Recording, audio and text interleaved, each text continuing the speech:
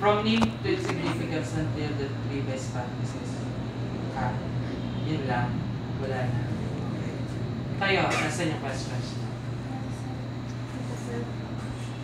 Sino yung pumunta nung isang araw dito sa church within this week? Nag-inquire daw sa church. Ay, ikaw yun. Sabi kasi, other activities, organizations.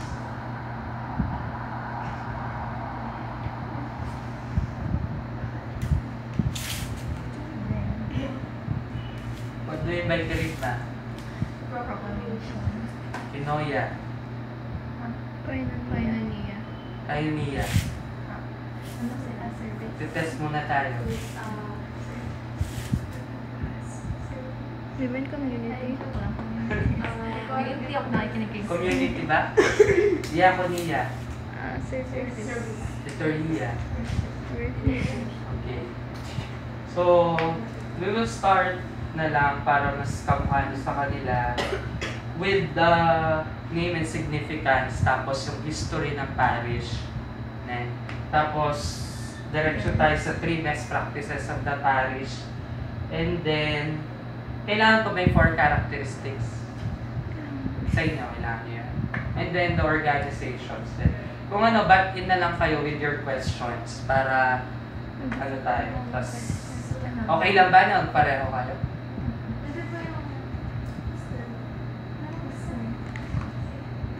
O sige, yung unang part naman, halos pareho kayo. So, yun. So, una, the name of the parish is Our Lady of Sorrows Parish. Alam nyo naman yan dahil dito kayo nagsisimba. So, the name is taken from the title of the Blessed Virgin Mary, which is the Our Lady of Sorrows. So, Our Lady of Sorrows, maybe, kasi its roots, at alam naman natin, the church is situated at Barangay Dolores, diba? So, it is based from the barangay, which is Dolores. When we say dolor in Latin word, it means sorrow. So, it is taken from the name Our Lady of Sorrows. And the title of the Blessed Virgin Mary, Our Lady of Sorrows, is in line with its triumph, her triumph, the triumph of the Blessed Virgin Mary with her sorrows, because we all know we have the 7 sorrows of Mary.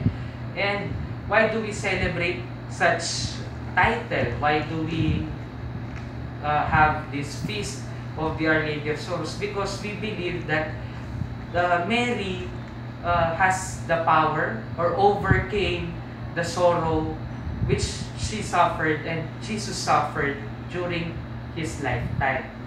And then the significance is siguro nga because of we believe the Our Lady of Sorrows yung parang nilalapit, di ba? So, ad Jesum per Maria, to Jesus through Mary. So, by Mary, we have intimate relationship with God because we all know Mary is the Mother of God. So, ang sinasabi nila, walang nakakatangging nanay sa kanyang anak.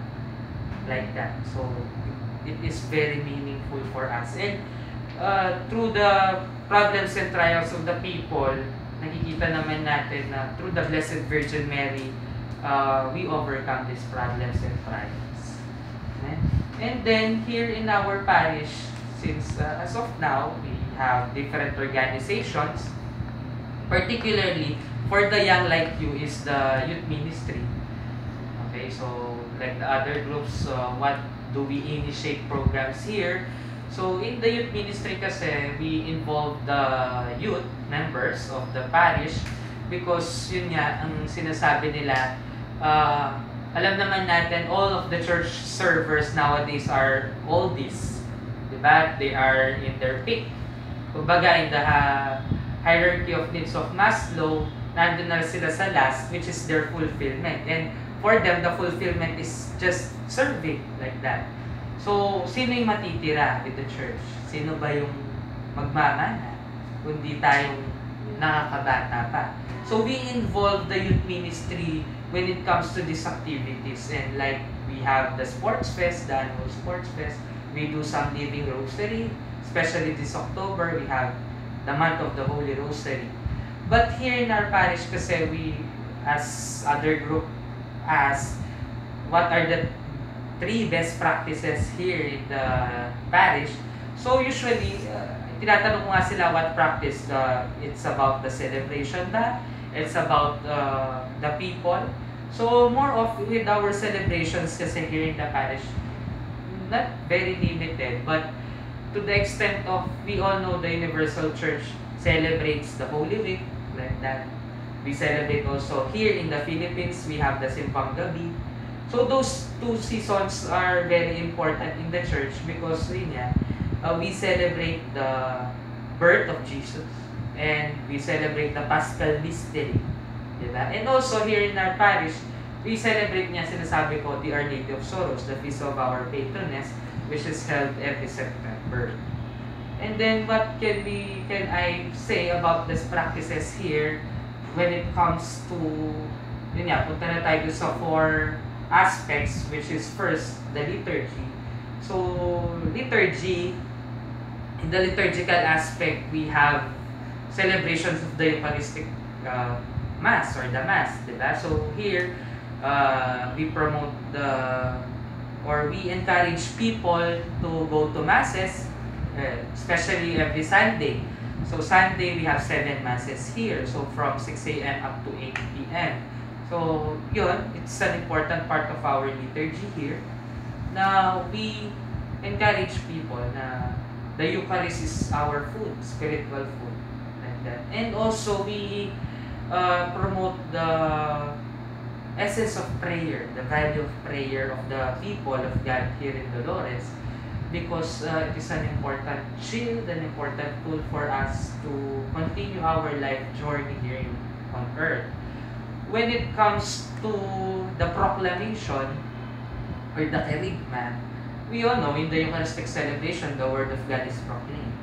But here in our parish, we have this called Speakers Bureau, or us in the formation team, we do give seminars and talks in the places here in our parish, like the sitios. So every sitio during the Lenten season, we do seminars, we give talks about the sacraments. So it's like catechesis. Also, we have the parish catechists. I think you also as students in SSA, you have catechesis, right? So you act also as young catechists in different places. As also, as proclaimers, we do believe na through us, as instruments, we can share to other people the good news. And not only certainly the good news, but also in the aspect of the sacraments, the celebrations in the church, the liturgical year, and others. When it comes to the community naman, when we say community kasi, it's the faithful, the church, the whole community. We have this what we call celebrations and we can see the people of God here when we have certain projects, when we have certain celebrations. We nakikita naman natin and we observe na the community is intact. Kumbaga, we have the unity here. Kung may project man, we have this solicitations and others. So, as one community, they are cooperating. At the same time, in the celebrations, like the simple one is the Mass. We see naman, we observe na maraming nagsisimba. And it is, we all know that the Mass is a communal prayer. So, yun, we encourage also na yung iba pa, na kasi dito meron pang mga sitios talaga or places na talagang hindi pa natatap or hindi pa sila involved with the church. So, those are some of the planned projects here in our pastoral council na sana they are involved also. And last, for our service naman, when it comes to the service, we do give catechesis with the public school children also here. And during the month of May kasi, we all know it is the month of May. So, instead of offering flowers, we offer school supplies. And those school supplies should be distributed to the children. When comes June, the opening of classes, they have their school supplies. Also, we when we have relief goods, we share them to other people. And we do some apostolate here, like visiting the old in the Bahay Pag-ibig, visiting the retired priest in Balepari, and the Munting Tahanan ng Nazareth, in Duning May Pauso, like that. So those are charitable institutions here in Archdiocese na, as also in the parish, we give services to them, and we give scholarships to those indigent people, indigent children na deserving naman when it comes to their financial difficulties. So may additional questions? Aside po kay Father Bustos, who are the other parish priests? Other parish priests na past ba? So yun nga, nasa parish history naman yun. So actually yun nga, as of now, we have only one parish priest. We don't have parochial vicar. So hindi na siguro natin isa-isahin. Just provide a copy of the parish priest, past parish priest. But yun nga, as an additional naman, the new site of the church kasi was only built last 1995. So yung nakikita na natin sa taas, kung napicturean nyo na yan ba or what, included in your report, that was built only and finished the construction last 1995. So the old site of the church is this, yung nasa baba. So gusto nyo rin include yan. It is an important part of our history here in the parish kasi because yun nga, it took almost 5 years to build the new site of the church. Okay, so the parish president was Reverend Father Rafi de la Cruz up to Reverend Father Lorenzo Sarmiento, which is included also here in the history. How did this parish started?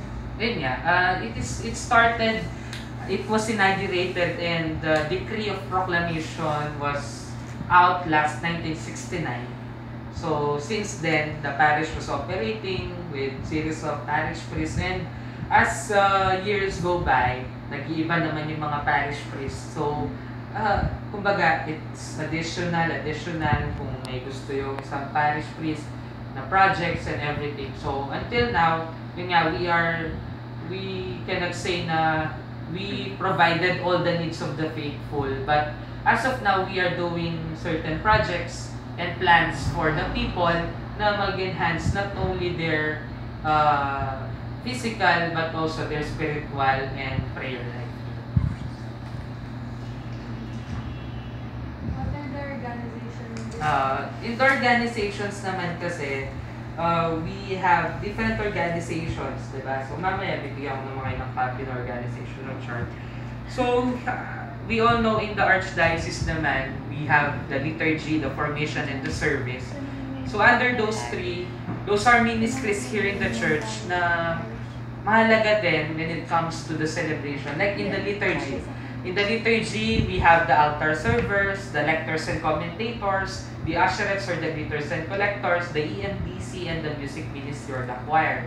Also, sa school nyo siguro, meron kayong mga kanya-kanyang organizations like that na uplift naman, and we involve other members.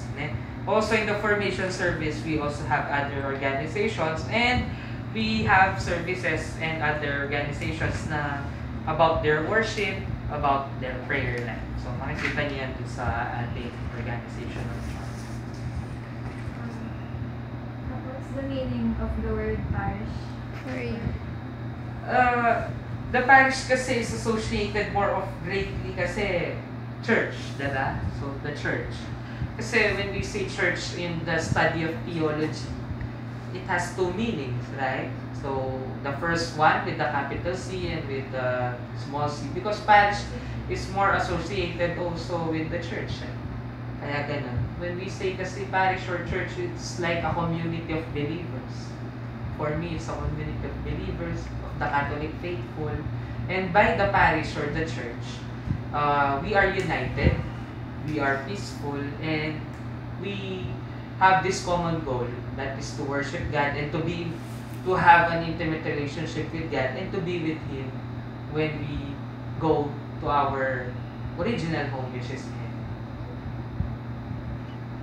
What are the things that make this parish different from others?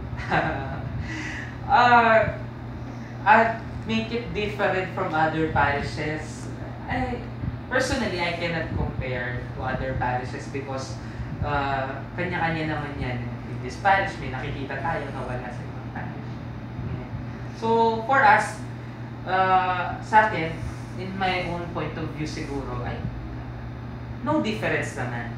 Because they are all equal parishes and yun nga, we have the same goal, we have the same mission and vision na yung pag-worship lang natin and we uplift the people, we, as much as possible, we tackle the people, we involve the people to worship God and to have intimate relationship with Him.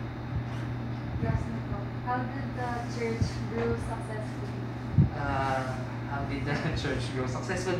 Siguro through the initiative also, not only because yun nga, malaking impact talaga ang parish priest. First, the leader. So the leader must be good, the leader must be efficient. Okay, to become successful. And I think those past parishes, they handled this parish much greater and much willingly. Kaya siguro it grew like that. At isa pa kasi, because the church is strategic, kung mapapansin nyo, it's in the intersection. So nakagitna kami. So yan nga, through the initiative of this parish priest, and also, not only these leaders or the parish priest, but also the people. Malaking impact din ang cooperation ng people. And because of their unity, at pakikiisa sa mga parish priests and with the leaders of the church, nagiging successful lahat ng mga projects at nagiging walang problema in turn. At alam naman natin kung ano yung patutunguhan ng mga projects.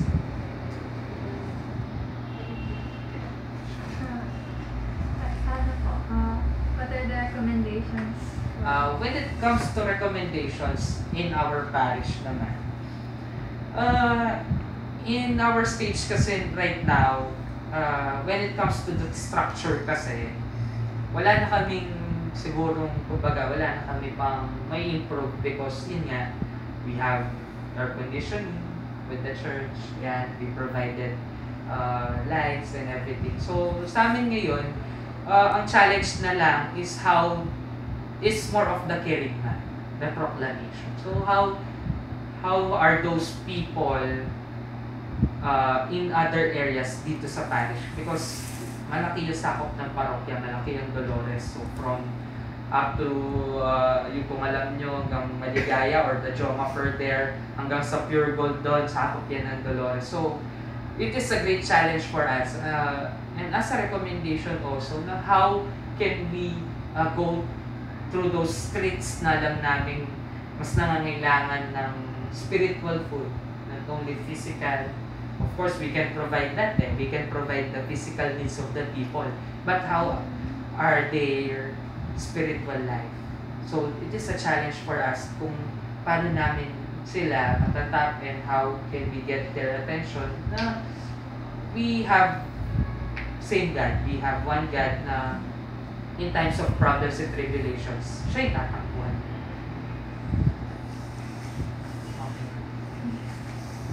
Okay, sige. Thank you. Picture? Picture pa?